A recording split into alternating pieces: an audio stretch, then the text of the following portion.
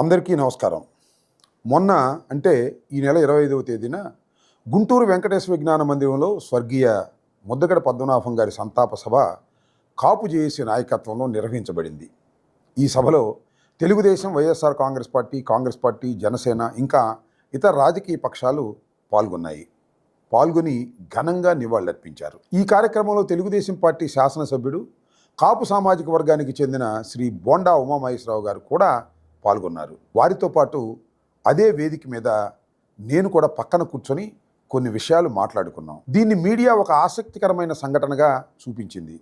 అలా చూపించడం చాలా సహజమైనటువంటి అంశం. ఎందుకంటే రెండు ప్రత్యర్థి రాజకీయ పార్టీలకు చెందిన నాయకులు ఒకే వేదికపై కనిపిస్తే ఏం మాట్లాడుకుంటున్నారు అనే ఆసక్తి ఉండటం సహజం. మేము ఈ ప్రభుత్వాన్ని అంటే చంద్రబాబు నాయుడు గారి ప్రభుత్వాన్ని కూల్చే కుట్రేమీ చేయలేదు. కేవలం కుశల ప్రశ్నలు మాత్రమే వేసుకున్నాం. అయితే ఇక్కడ రాష్ట్ర ముఖ్యమంత్రి నారా చంద్రబాబు నాయుడు గారు బోండా ఉమా గారు మాతో వేదిక పంచుకున్నాడని అది తప్పని భావించి టెలికాన్ఫరెన్స్లో హెచ్చరించినట్లు వివిధ ఛానల్లోనూ పత్రికల్లోనూ వార్తలు రావడం నాకు మాత్రమే కాదు, అందరికీ కూడా ఆశ్చర్యం అనిపించింది. ముద్దగడ పద్మనాభం గారి సంతాప సభ రాజకీయ సభ కాదు, అది ఒక కాపు నాయకుడికి నివాళులర్పించే వేదిక. ఇలాంటి సందర్భంలో వేరు రాజకీయ పార్టీలకు చెందిన ఒకే సామాజిక వర్గానికి చెందిన నాయకులు కలవడం చాలా సహజమైనటువంటి విషయం. ఇక్కడ ఏ పార్టీ ఎజెండా లేదు, ఏ రాజకీయ పార్టీ ప్రచారము లేదు. ఒక దివంగత మహానేతకు గౌరవం తెలిపే భావోద్వేగం మాత్రమే ఉంది. నేను వైఎస్ఆర్ కాంగ్రెస్ పార్టీకి చెందిన నాయకుడిని, బోండా ఉమామహేశ్వరరావు గారు తెలుగుదేశం పార్టీకి చెందిన నాయకుడు. కానీ ముఖ్యమంత్రి చంద్రబాబు నాయుడు గారు గమనించాల్సిన అంశం ఏమిటంటే మేమిద్దరం ఒకే సామాజిక వర్గానికి చెందినటువంటి వ్యక్తులం. ముద్దగడ పద్మనాభం గారి పట్ల గౌరవంతో యాదృచ్ఛికంగా ఒక వేదికపై కలిశాం.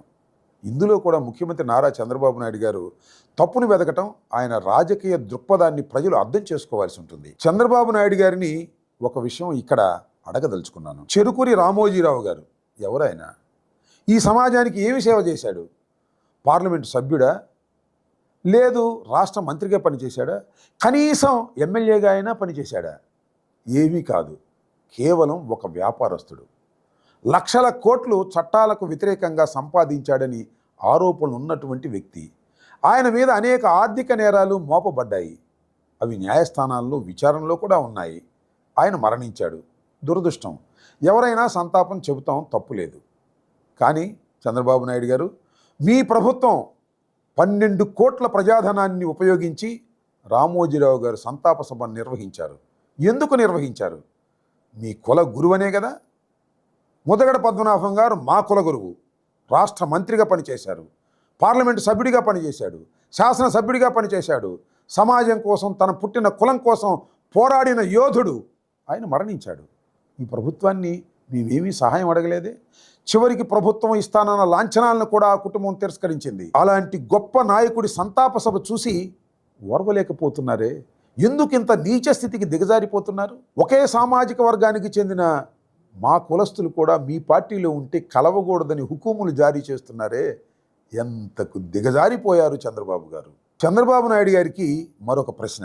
ఎన్టీ రామారావు గారి మనవడు తారకరత్న మరణించిన విషాద సంఘటనలో అప్పుడు వైఎస్ఆర్ కాంగ్రెస్ పార్టీలో కీలక పాత్ర పోషిస్తున్నటువంటి విజయసాయిరెడ్డి గారితో పక్కన కూర్చొని మాట్లాడారే, గుర్తుందా?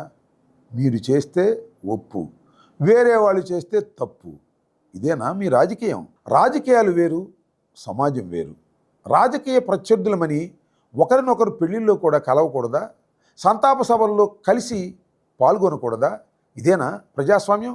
రాజకీయంగా భిన్నాభిప్రాయాలు ఉండవచ్చు, వేరు పార్టీల్లో ఉండవచ్చు, కానీ వాటి పేరుతో సామాజిక బంధాలను చీల్చే స్థాయికి వెళ్ళడం సమంజసం అంటారా? ఒక సంతాప సభలో వివిధ రాజకీయ పార్టీల నాయకులు ఒకే వేదికను పంచుకున్నారనే కారణంతో రాష్ట్ర ముఖ్యమంత్రి శ్రీ నారా చంద్రబాబు నాయుడు గారు దాన్ని వివాదంగా మార్చటం ప్రజలకు ఎలాంటి సందేశాన్ని ఇస్తున్నారు? ఇది ప్రజల మధ్యన వైరుధ్యాన్ని పెంచడం కాదా? ఈ ప్రశ్నకు సమాధానం చెప్పాల్సింది సాక్షాత్తు గౌరవ ముఖ్యమంత్రి నారా చంద్రబాబు నాయుడు గారే. ప్రజాస్వామ్యంలో రాజకీయ ప్రత్యర్థులు శాసనసభలో వాదించుకుంటారు, ఎన్నికల్లో పోటీ పడతారు, ప్రజా సమస్యలపై భిన్నాభిప్రాయాలు వ్యక్తం చేస్తారు. కానీ ఒక విషాద సందర్భంలో పరస్పరం కలుసుకోవడం, ఆ విషాదాన్ని పంచుకోవడం ప్రజాస్వామ్య పరిపక్వతకు నిదర్శనం. దానికి కూడా తప్పుగా చూసే రాజకీయ సంస్కృతి ఈ రాష్ట్రానికి అవసరమా? చంద్రబాబు గారు 4 సార్లు ముఖ్యమంత్రిగా పనిచేసిన సీనియర్ రాజకీయ నాయకుడు. అలాంటి అనుభవం ఉన్న నాయకుడి నుంచి సమాజాన్ని కలిపే మాటలు వస్తాయని ఎవరైనా ఆశిస్తారు.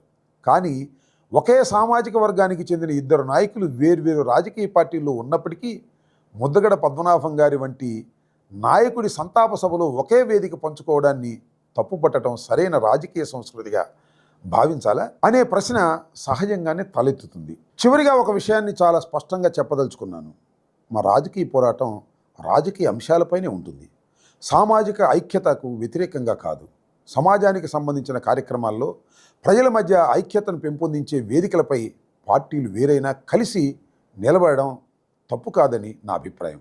రాజకీయ విభేదాలు ఉండవచ్చు, కానీ మనుషుల మధ్య గోడలు కట్టే రాజకీయాలు ప్రజాస్వామ్యానికి మంచివి కావు. అలాంటి రాజకీయాలు ప్రజలు అంగీకరించరు. మరి ముఖ్యంగా కాపు సమాజం అంగీకరించదని నేను విశ్వసిస్తున్నాను.